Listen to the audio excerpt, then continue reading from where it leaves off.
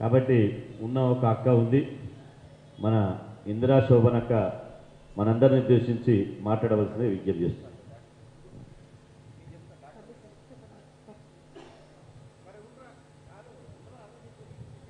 ఈ కార్యక్రమానికి అధ్యక్షత వహిస్తున్నటువంటి అన్న సినన్న గారికి, వేదిక పైన ఉన్నటువంటి పెద్దలు, పూజ్యులు, ఆచార్యులైనటువంటి కోదండరాం సార్ గారికి, అలాగే మా అన్నలందరికీ కూడా పేరు పేరున ఉద్యమాభివందనలు తెలియజేస్తున్నాం. బీసీ కుటుంబ సభ్యులకు కూడా, అందరికీ కలిపి మీడియా సోదరులకి కూడా. ముఖ్యంగా జరిగేటువంటి అంశాన్ని అందరము పుణికి పుచ్చుకొని ముందుకు వెళ్ళాలని అందరం మాట్లాడుతున్నాం. బట్ కోర్టు పరంగా, న్యాయపరంగా, చట్టపరంగా మనం టెక్నికల్గా కొన్ని ఇష్యూస్ని ఎదుర్కొన్న సందర్భంలో సారు నిన్న చెప్పారు, 3 రోజుల నుంచి మేము మా గొంతు పోయే విధంగా కూడా చెప్తున్నాం. రాజ్యాంగంలో ఏ జీవో కూడా రిజర్వేషన్లకి సంబంధించి 50% స్లాబ్ ఉందని ఎక్కడా లేదు. మరి న్యాయ కోవిధులు ఎందుకు ఈ రకమైనటువంటి జడ్జిమెంట్ వైపుకి ముందుకెళ్తున్నారో మనం అందరం కూడా ఆత్మపరిశీలన చేసుకోవాల్సిన అవసరం ఉంది. అట్లాగే ఎలక్షన్ నోటిఫికేషన్ ఇచ్చినాక కూడా ఇవాళ ఉన్నటువంటి 243 ఏదైతే స్థానిక సంస్థలకి సంబంధించినటువంటి ఆర్టికల్ అయినా, అలాగే మన సార్వత్రిక ఎన్నికలకు సంబంధించిన 329 ఆర్టికల్ ప్రకారం అయినా కూడా నోటిఫికేషన్ వచ్చిన తర్వాత, పూర్తి ప్రక్రియ అయిపోయిన తర్వాత మాత్రమే కోర్టుల జోక్యం చేసుకోవాలనేది కూడా ఉన్నది.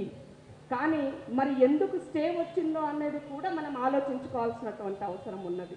సో ఇక్కడ ప్రభుత్వం తరపు నుంచి పూర్తిగా ఒక చిత్తశుద్ధితో, పార్టీ నుంచి మహేష్ అన్న పూర్తి చిత్తశుద్ధితో తన యొక్క పనిని, కార్యక్రమాన్ని చేసినాము, అందరం చేశాము. కానీ టెక్నికల్గా కొద్దిమంది మాట్లాడేటువంటి వ్యక్తులు చట్టసభల్లో ఒక రకమైనటువంటి వ్యవహారం, బయట ఇంకొక రకమైన వ్యవహారం చేశారు. సో ఇందాక బీజేపీ అన్న మాట్లాడుతూ రాజకీయాలు వద్దు అని చెప్తున్నారు. కానీ రాజకీయ నాయకులే కదా చేయాల్సింది. బీసీ నాయకులుగా నా అన్నలు ఎంత కొట్లాడినా, ఏం చేసినా అల్టిమేట్గా రాజకీయమే మళ్ళీ చెయ్యాలి. అసెంబ్లీలో అయినా, పార్లమెంట్లో అయినా చట్టసభలు జరగాలంటే అది చేయాల్సింది రాజకీయ నాయకులు. సో చేసిన విషయాలు, జరిగిన తప్పులను మాట్లాడుకోవాల్సిన అవసరం అయితే ఉన్నది. సో 100% భారతీయ జనతా పార్టీ వాళ్ళు దోషులే. వాళ్ళ యొక్క బాధ్యత పూర్తిగా.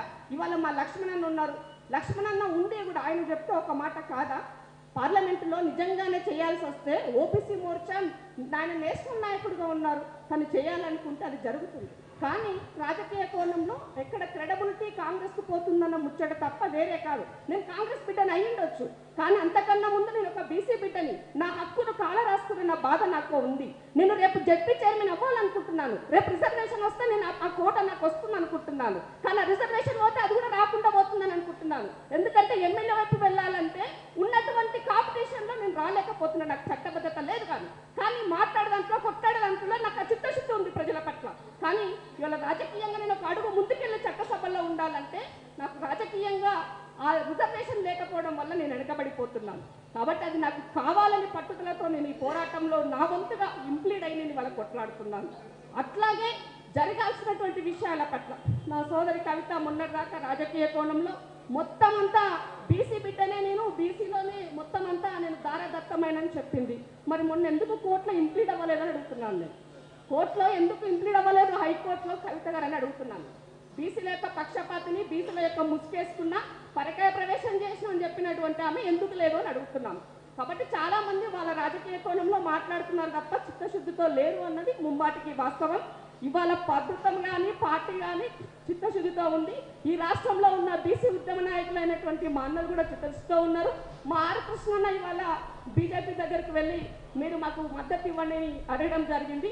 కానీ మీరు ఇంప్లీడ్ అవుతే బాగుండు అని ముందు రోజు తీసుకుని ఉంటే బాగుండని నాకు అనిపించినటువంటి అంశం. సో ఎవరు ఏది చేసినా కూడా మాట్లాడుకోవాల్సిన అవసరం ఉన్నది. అల్టిమేట్గా రిజర్వేషన్లు సాధించేంత వరకు మనము వెనకాడేది లేదు అని తెలియజేస్తున్నా. మీరు ఏ పోరాటం చేసినా, ఏ జేఏసీ ఫామ్ చేసినా, మీరు ఏం చేసినా కూడా పార్టీలకు అతీతంగా ఈ ఉద్యమంలో మీ బిడ్డగా మీతో ఉంటానని ఈ విషయాన్ని తెలియజేస్తూ 100% రాజకీయాలు ఎప్పుడూ ఉంటాయి, ఓట్లు ఎప్పుడూ ఉంటాయి. కానీ ఈ మోకా ఇది దాటినట్లయితే మనకి ఎప్పటికీ రాదు. కాబట్టి దీన్ని కాపాడుకోవాల్సిన బాధ్యత ఉంది. ప్రభుత్వము కూడా రిజర్వేషన్లతోనే ఎన్నికలకు పోతాము అని పదే పదే ప్రభుత్వమైన, పార్టీ అయినా దానికి కట్టుబడి ఉంది. కాబట్టి అందరి సహకారాలతో పెద్ద ఎత్తున తెలంగాణ మూవ్మెంట్ లెక్క ఒక మూవ్మెంట్ వైపు మనం వెళ్లాల్సినటువంటి అవసరం ఉందని తెలియజేస్తున్నాను. ఈ అవకాశం కల్పించిన పెద్దలందరికీ కూడా పేరు పేరున మరొకసారి బీసీ ఉద్యమాభివందనలు. Thank you.